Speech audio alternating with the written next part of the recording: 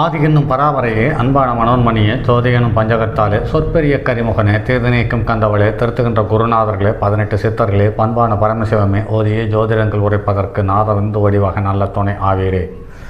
உலகில் உள்ள தமிழ் பேசும் அனைத்து நல் உள்ளங்களுக்கும் மற்றும் ஜோதிட சான்றோர்களுக்கும் மூத்தோர்களுக்கும் ஆர்வலர்களுக்கும் மற்றும் இந்த காணொலியை காணும் உங்களுக்கும் ஆஸ்தோராதின் இனிய நல்வணக்கங்கள். ஜோதிடம், ஆன்மீகம், வாழ்வியல், மருத்துவம் போன்ற 4 தலைப்புகளில் தொடர் காணொலிகளாக கொடுத்து வருகிறோம். அந்த வகையில் இது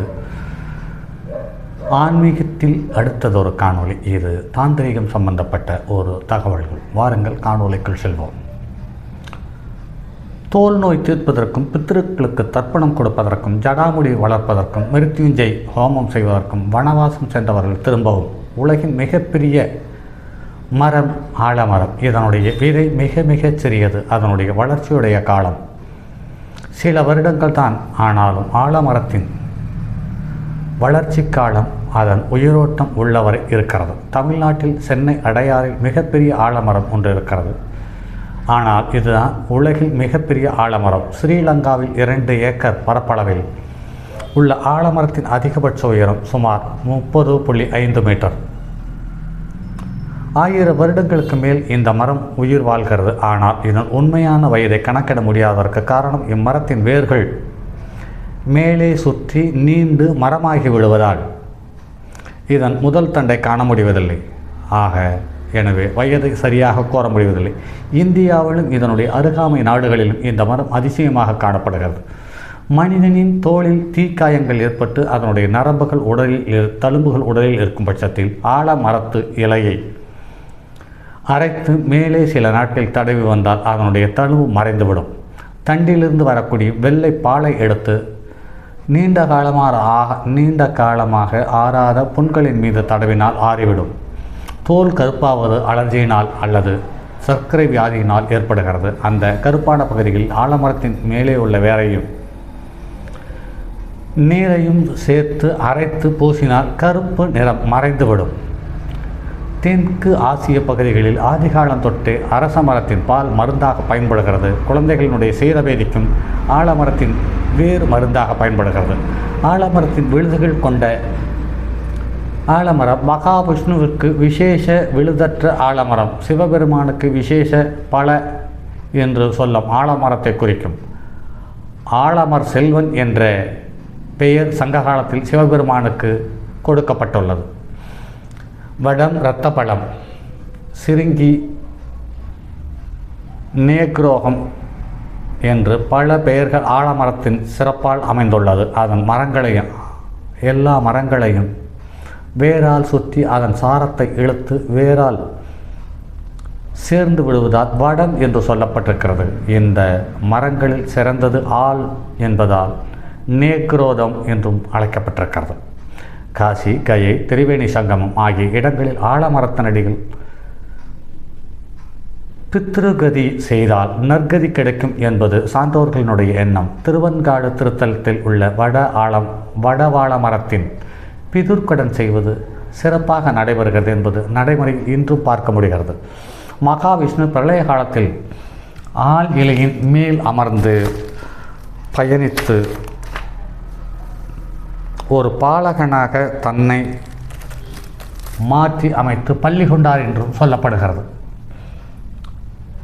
கோலமாய் கொங்கீற்று பவனம் திரண்டதோர் ஆழ நீழல் உளானும் ஐயாறு உடைய ஐயனே என்று சொல்லப்பட்டிருக்கிறது என்பது திருஞான சம்பந்தார் திருவாக்கு. பாரசீகத்தில் பனியா என்பவர் ஆலமரத்தை தெய்வாம்சம் கொண்ட மரம் என்று கூறியதால் ஆங்கிலத்தில் அதற்கு பாணியன் ட்ரீ என்றும் பெயர் வைத்திருக்கிறார்கள். ஆனி மாத பௌர்ணமியில் ஆலமரத்திற்கு முற்காலத்தில் சிறப்பு பூஜை செய்யப்பட்டு வந்திருக்கிறது.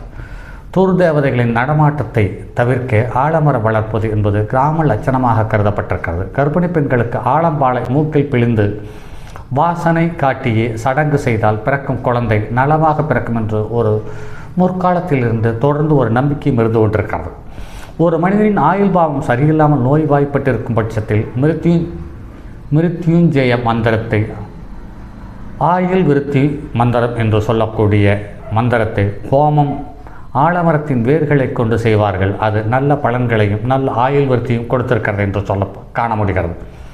நல்ல ஆலமரத்தின் பாலையும் நெய்யையும் உண்டால் 100 ஆண்டு காலம் முனிவர்கள் வாழ்ந்ததாக புராணங்கள் கூறுகின்றன. வடநாட்டு வைராகிகள் தங்கள் மிகுந்த ஜடாமுடிகள் இருப்பதை விரும்புவார்கள். இந்த ஜடாமுடி இயற்கையாக தோன்றுவது மிகவும் கஷ்டம். ஆலமரத்தில் உள்ள பாலையும் விபூதியையும் குழைத்து இவர்கள் முடிதனில் பூசி திரித்து விடுவார்கள். அது ஜடாமுடியாக மாறிவிடுகிறது என்பதையும் காண முடிகிறது.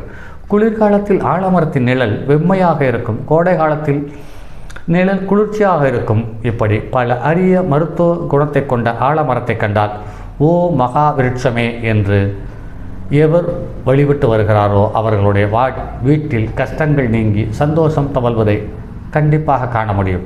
வனவாசம் என்று ஊரை விட்டு சென்றவர்கள் திரும்பி வருவதற்கு இந்த மரத்தை தினமும் 27 முறை வலம் வந்து மேற்சொன்ன மந்திரம் சொன்னால் பயன் கிடைக்கிறது என்பதை நடைமுறையில் பார்க்க முடிகிறது. எனவே ஆலமர விருட்சம் ஒரு தெய்வ விருட்சம் என்பது பழங்கால முனிவர்கள் முதல் தற்கால மனிதர்கள் வரை கண்கண்ட உண்மையாக காண முடிகிறது.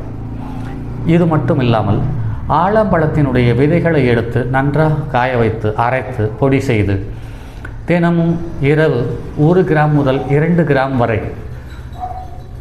சுத்தமான பாலில் கலந்து சாப்பிட்டு வரும் பட்சத்தில் உங்களோட உடலில் உள்ள உயிரணுக்களினுடைய மந்த நிலை மாறி உயிரணுக்கள் பலமாகவும் வீரியமாகவும் இருப்பதை காண முடிகிறது என்பது சில நாட்டு வைத்தியர்கள் சொல்லி கேள்விப்பட்டிருக்கிறோம்.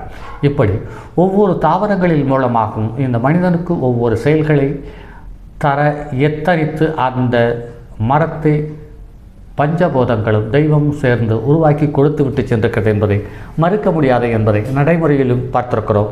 முன்னோர்களும் சொல்லி விட்டு சென்றிருக்கிறார்கள் என்பதை நடைமுறையில் பார்க்க முடிகிறது.